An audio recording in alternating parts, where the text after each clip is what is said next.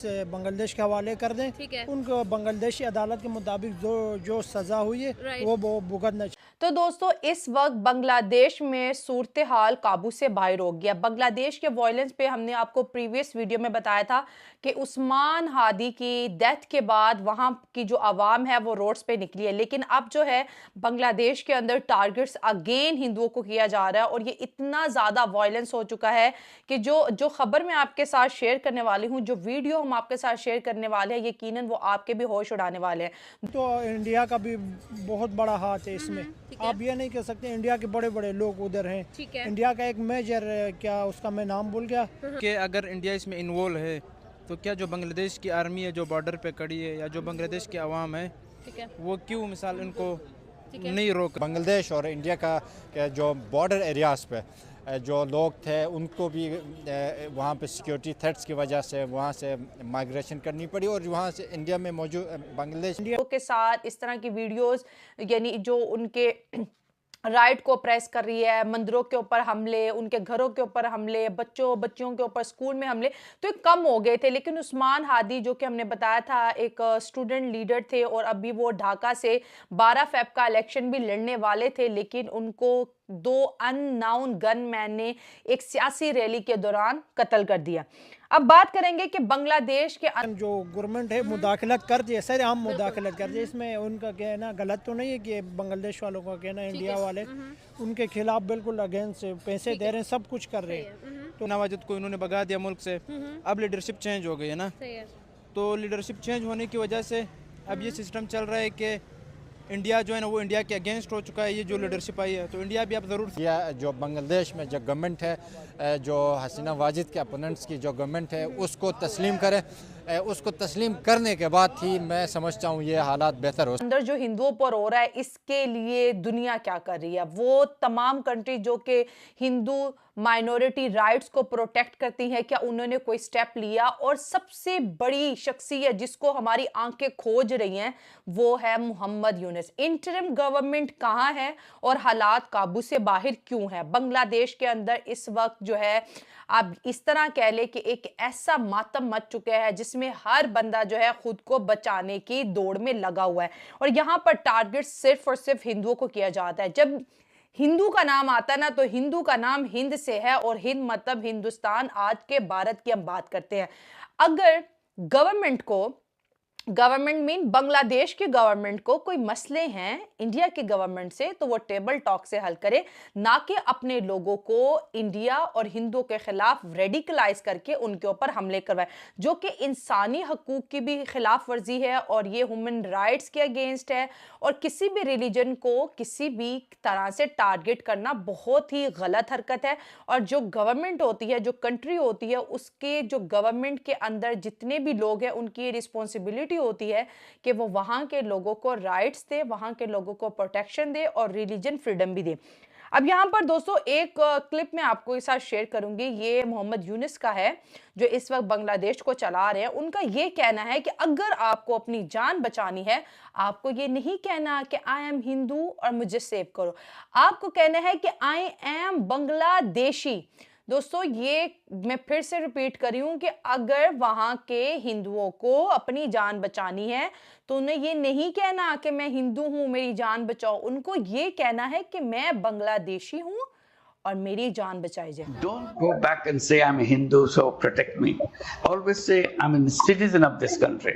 I'm entitled to all the protection the state is supposed to give it to me. तो दोस्तों जैसे कि आपने सुना कि वहां रहने के लिए आप बंदे भेजे हुए बांग्लादेश के लोगों को साथ मिलाया हुआ है, उनको पैसे दे रहे, बजट दे रहे, इनके जरिए से उनको कंट्रोल कर रहे हैं। क्योंकि नरेंद्र मोदी ने भी और उनकी जो पूरी टीम है उन्होंने अब बांग्लादेश के साथ एक डिप्लोमेटिक सॉल्यूशन की तरफ जाने की वो कोशिश कर रहे हैं, लेकिन बदलता है और रिलीजन में माइनॉरिटीज को टारगेट करना शुरू कर दिया जाता है। और ये इतना बड़ा मोब है कि इनको आइडेंटिफाई करना भी बहुत ज्यादा मुश्किल है। इस वक्त जैसे कि बांग्लादेश की पूरी दुनिया में जगरसाई हो रही है कि एक ऐसा मुल्क बन चुका है जहां पर किसी दूसरे रिलीजन की प्रोटेक्शन करना गवर्नमेंट के बस की बात नहीं है।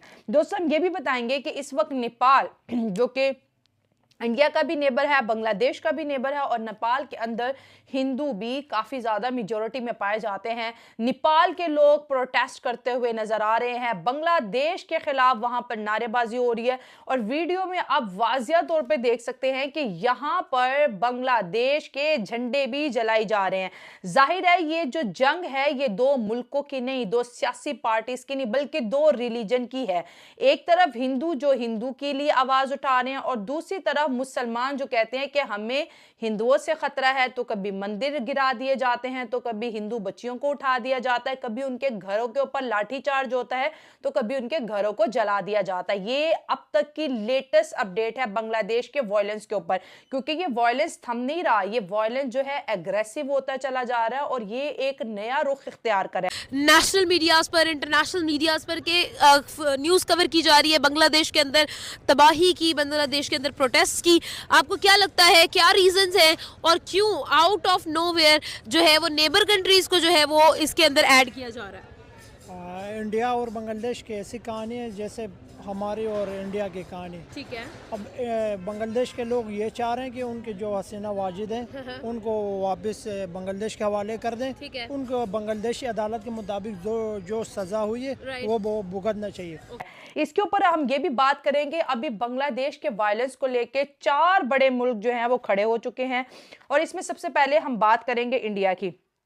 इंडिया ने ऐलान किया है कि जितने भी बांग्लादेशी हिंदूज हैं हम उनको जी सिटीजनशिप देंगे। साथ साथ उन्होंने बोला है कि हमें बहुत ज़्यादा कंसर्न है कि जो बांग्लादेश के अंदर हिंदू मेजॉरिटी के साथ हो रहा है, क्योंकि मैं मेजॉरिटी की बात करूं क्योंकि इस वक्त बांग्लादेश के अंदर लाखों की तादाद में हिंदू रहते हैं, तो हिंदू वहाँ पर मेजॉरिटी में है। मुसलमानों की निस्बत तो कम है लेकिन ऐसे नहीं है कि 5,000 10,000 15,000 लाखों के करीब जो है वहाँ पर हिंदूज रहते हैं। साथ साथ उन्होंने कहा कि उनकी Indian political and religious organization such as RSS have also call for global action and solidarity. RS जैसे आपको पता है कि ये हिंदू संगठन की एक जमात है जो कि हिंदुओं के राइट्स की, हिंदुओं की प्रोटेक्शन की न सिर्फ इंडिया में बल्कि ऑल ओवर द वर्ल्ड भी ये बात करते हुए नजर आए। उन्होंने बोला कि दुनिया जो है एक्शन ले और इस वक्त बांग्लादेश के हिंदुओं के साथ खड़े होने का टाइम आ गया। इसके साथ सकते हैं हसीना वाजिद जो है कि बांग्लादेश के जो फरार मुलजिम है उसको वो पनाह दे रहे हैं, आम बांग्लादेश की शहरी को वीज़ा बंद कर रहे हैं, ये तो नहीं होगा ना। अगर आप मोदी है, आरएसएस है, ये जो इंतहा पसंद लोग हैं, हिंदू में अच्छे भी है, हिंदू ये नहीं कि सारे हिंदू बहुत अच्छे हैं, लेकिन उनके अंदर जो इंतहा पसंद एक्सट्रीमिस्ट है ना, मैं उनको कह रहा हूँ। इंडिया ने हमेशा जो है बांग्लादेश में चंद स्पेसिफिक ग्रुप्स को सपोर्ट करके इंडिया के जो बांग्लादेश के इंटरनल हालात के ऊपर काबू पाने के लिए करेंगे। राइट नाउ एक बहुत बड़ी खबर, एक बहुत बड़े लेवल पर हमने प्रोटेस्ट देखे, हम लोगों ने कियोस देखा, हम लोगों ने तबाही देखी और उसने इंटरनेशनल जो ऑडियंस उसको ग्रैब कर लिया, इंटरनेशनल अटेंशन उसने ग्रैब कर ली। बांग्लादेश के अंदर जितना कियोस इस वक्त चल रहा है, लोग ये कह रहे हैं कि भाई पॉलिटिकल डिक्लाइन हम लोगों को वहाँ पर नज़र आ रहा है। एट द सेम टाइम ये भी देखने को मिला कि जब से वहाँ पर हम लोगों को एक जो है वो रजीम चेंज का सिचुएशन नज़र आया, जब से डॉक्टर यूनुस ने वहाँ पर टेक ओवर किया है, वहां पर सिचुएशन अंडर कंट्रोल नहीं आ पा रही है। पहली चीज तो ये हुई कि इंडिया के साथ बांग्लादेश के जो ताल्लुकात है, जो क्लैशेस थे वो बढ़ गए और उसके बाद ये हुआ कि शेख हसीना जो है वो भी इंडिया में पनाह गुज़ीर हो गई। इससे सिचुएशन और मजीद बुरी होती गई और बांग्लादेश के लोग, बांग्लादेश की गवर्नमेंट्स इंडिया को ब्लेम करना शुरू हो गई। ब्लेम गेम शुरू हो गया इंटरनेशनल लेवल पे कि भाई हमारे केओस का, हमारी तबाही का जिम्मेदार जो है वो भारत है। इन सब चीज़ों के करते ही भारत के अंदर, बांग्लादेश के अंदर मजीद प्रोटेस्ट शुरू हो चुके हैं। हम अवाम के पास आए हैं ये सवाल लेकर कि क्या वाकई ही में ये जो सारी सिचुएशन है ये इंडिया की तरफ से जो है वो इम्पोज की गई है या फिर बांग्लादेशी जो है वो इंडिया को ड्रैग कर रहे हैं इन सारी सिचुएशन में। अस्सलाम वालेकुम सर, कैसे हैं आप? वालेकुम सलाम, ठीक ठाक।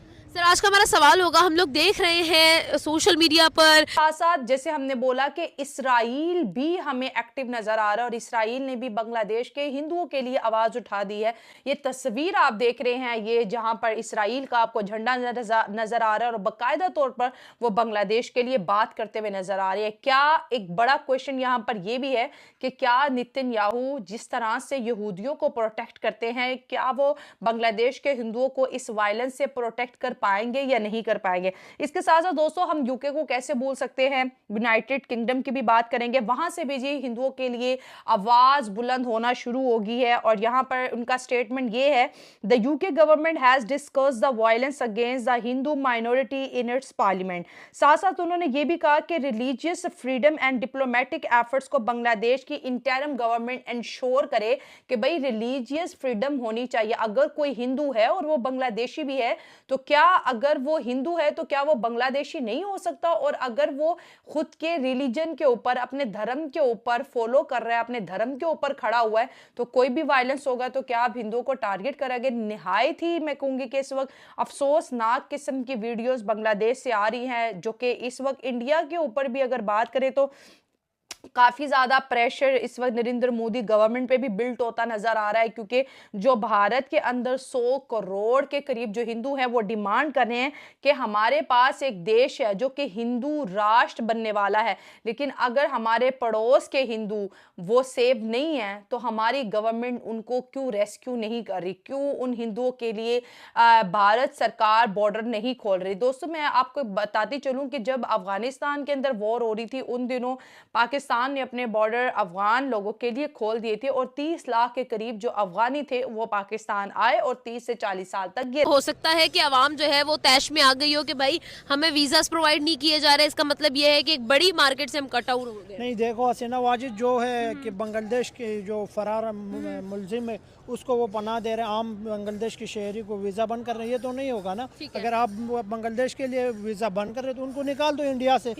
हम ये नहीं कहते हैं कि आप उसको उठा के बांग्लादेश के हवाले कर दो, वो किसी और मुल्क जाए, दुबई चले जाए, सऊदी अरब चले जाए, कतर चले, कहीं भी चले जाए, लेकिन उनका हक ये है कि अगर आप इस तरह शामिल नहीं है, आप इनके आम शहरी को वीज़ा नहीं देते, जो उनके एजेंट उनके लिए काम करते जैसा हसीना वाजिद ने काम किया, तो उनको वो अपने पास रख के राइश दिया, सब कुछ दिया, तो उसमें तो बांग्लादेशियों का बहुत हक है। बिल्कुल हक है, लेकिन आपको नहीं लगता कि अगर हम लोग बांग्लादेश की तरफ देखते हैं तो बांग्लादेश अगर एंटी इंडिया सेंटिमेंट्स को इस्तेमाल करेगा और एंटी इंडिया सेंटिमेंट्स पर काम करेगा, तो आपको क्या लगता है कि वाकई ही में बांग्लादेश इस चीज़ को अफोर्ड कर सकता है राइट नाउ?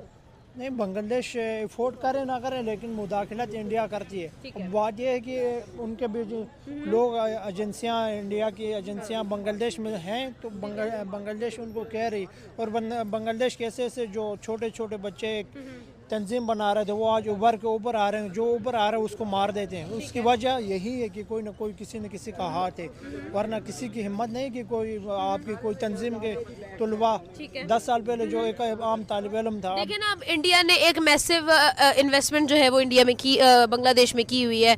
उनकी राइस की एक्सपोर्ट्स, वहाँ पर जो है बिजली की पैदावार और अदानी ग्रुप की वहाँ पर जो है इन्वेस्टमेंट्स हैं। उसके बाद अगर हम ये बात करें कि इन्वॉल्वमेंट ना की जाए तो ये कैसे हो सकता है? इन्वॉल्वमेंट तो उनकी बनती है जितनी इन्वॉल्वमेंट की गई है। और साथ ही साथ ये भी सवाल है मेरा कि क्या इंडिया ने अंडर एस्टिमेट कर दिया था कि भाई बांग्लादेशी अवाम जो है वो गुस्से की तेज नहीं होगी तो हम जो भी चाहें कर सकते हैं। अब जैसे कि वहां पर तालिबान की गवर्नमेंट आ चुकी है तो अब अफगानी वापस जा रहे हैं। सवाल यहाँ पर यह है कि वो बांग्लादेशी हिंदू जो जान बचा के बॉर्डर पर तो पहुंच पा रहे हैं, लेकिन वहां पर इंडिया ने अपनी सिक्योरिटी बीएसएफ को लेके बहुत ज्यादा टाइट कर दी और इंडिया इस वक्त बिल्कुल भी ऐसे मूड में नहीं है कि वो बॉर्डर खोले और हिंदुओं को आने दे। इंडिया जो है अपने बॉर्डर को सिक्योर कर रहा है, वो हिंदू मुस्लिम की लड़ाई नहीं देख रहा, वो अपनी बॉर्डर सिक्योरिटी, बॉर्डर प्रोटेक्शन और अपने नेशनलिज्म को जो कहते हैं ना कि नेशन फर्स्ट की पॉलिसी को लेके चल रहा है। और वहां पर जी बॉर्डर पर बाकायदा तौर पर बीएसएफ के नौजवान ऐलान करते हुए नजर आ रहे हैं कि आप लोग वापस चले जाएं, ये बॉर्डर आपके लिए नहीं खुलेंगे। तो जो हिंदू हैं, जो कि इंसानियत का दर्द रखते हैं, जो मुसलमान हैं, जो ह्यूमैनिटी से प्यार करते हैं, जो क्रिश्चियन हैं, जो ये सब चीजें देख रहे हैं, उनके दिल इस वक्त खून के आंसू रो रहे हैं कि किसी भी इंसान के साथ इतना गैर इखलाकी सलूक सिर्फ और सिर्फ इस बुनियाद पे किया जाए कि वो हिंदू है या वो ईसाई है या वो मुसलमान नहीं है, ये बहुत ही गलत बात है। इसके साथ साथ दोस्तों हम यूएस की भी बात करेंगे। यूएस एम्बेसी ने जी ढाका को कॉल कर दी है कि वहाँ की सूरत हाल को वो देखें और पीस को जी वहाँ पर मेंटेन करने की भरपूर कोशिश करें, और जो है एक राइट्स हैं जो कंट्री के अंदर हर नेशन को मिलने चाहिए, हर रिलीजन को मिलने चाहिए, उसको वो इंश्योर करें। इसके साथ ईयू की भी बात करेंगे। ईयू मतलब यूरोपियन यूनियन, इनका भी एक बड़ा ही सख्त किस्म का पैगाम मोहम्मद यूनिस के लिए आ चुका है। The EU has express serious concern and call for an immediate end to the violence while continuing a financial partnership with Bangladesh. अब यहाँ पर जो वर्ड है ना फाइनेंशियल पार्टनरशिप, देखिए कोई भी कंट्री जब किसी भी कंट्री के साथ कॉन्ट्रैक्ट करती है या इनके कोई पैक्ट साइन होते हैं, वो जाहिर है उस कॉन्ट्रैक्ट की जिम्मेदारी दोनों कंट्रीज पे है कि वो उसको पूरा करें। इस वक्त बांग्लादेश के साथ कोई रिश्ते ख़त्म करने की बात नहीं कर रहा जो बांग्लादेश। अब देख रहे हैं तो इंडिया का भी बहुत बड़ा हाथ है इसमें। आप ये नहीं कह सकते इंडिया के बड़े बड़े लोग उधर हैं। इंडिया का एक मेजर, क्या उसका मैं नाम भूल गया, वो कह रहा है कि नेपाल की जो गवर्नमेंट गिर, आज से 1 साल पहले उसने कहा था नेपाल की गवर्नमेंट गिरने वाली। अगर इंडिया इस तरह मुदाखलत नहीं करती है तो सर हम उनका एजेंसी का बंदे एजेंट को कैसे पता चलता है कि इनकी हुकूमत इस टाइम गिरने। इसी हिसाब से बांग्लादेश के जो हालात है, उनकी आवाम रोड पे आई, सड़कों पे आई, फिर उनकी फौज ने उनके ऊपर गोली नहीं चलाई, अवाम ने कब्जा कर लिया सब कुछ। उसके बावजूद उनका जो कानूनी जो इदारा है, कानून के हिसाब हसीना वाजिद को जो सज़ा होती है वो तो मिलनी चाहिए। सही है। बाकी इंडिया का ये है कि इंडिया तो हर जगह में हाथ रखता है, क्योंकि उनको आगे जो लेकिन देखने में ये आ रहा है ना कि इंडिया की सिक्योरिटी को थ्रेट्स मिल रहे हैं बांग्लादेश की तरफ से। अगर देखा जाए तो डिप्लोमेटिक मिशन जो हम लोग ढाका में देख रहे हैं, जो चेंजेस हम लोग देख रहे हैं, पॉलिटिकल चेंजेस जो है वो काफ़ी ज़्यादा, आवाम मेरे ख्याल में जो है वो इतने सारे मेजर चेंजेस को बर्दाश्त नहीं कर पाई है, जिसकी वजह से एक बड़ा चेंज जो है वो लोग हजम नहीं कर रहे हैं। और जिस तरह के हम लोगों को रिएक्शंस नज़र आ रहे हैं वो कम्प्लीटली जो है वो कियोस की तरफ जा रहे हैं। देखिए मोदी तो कभी नहीं चाहेगा पाकिस्तान और बांग्लादेश जो भी मुसलमान मुल्क हैं वो आपस में इनकी फ्रेंडशिप हो जाए। ठीक है। तो उस वजह से अब बांग्लादेश एवं तो किसी के ऊपर इल्ज़ाम नहीं लगाती है कि इसकी वजह से हो रहा है या उनकी वजह से हो रहा है। जाहिर सी बात है इंडियन जो गवर्नमेंट है मुदाखलत करती है, सर हम मुदाखलत करते हैं, इसमें उनका कहना गलत तो नहीं है कि बांग्लादेश वालों का कहना इंडिया वाले उनके खिलाफ बिल्कुल अगेंस्ट पैसे दे रहे हैं, सब कुछ कर रहे हैं। तो लेकिन at the same time India ने सफारती ताल्लुकात भी तो तोड़ दिए हैं, वीज़ास बंद कर दिए हैं बांग्लादेशीज के, इससे भी तो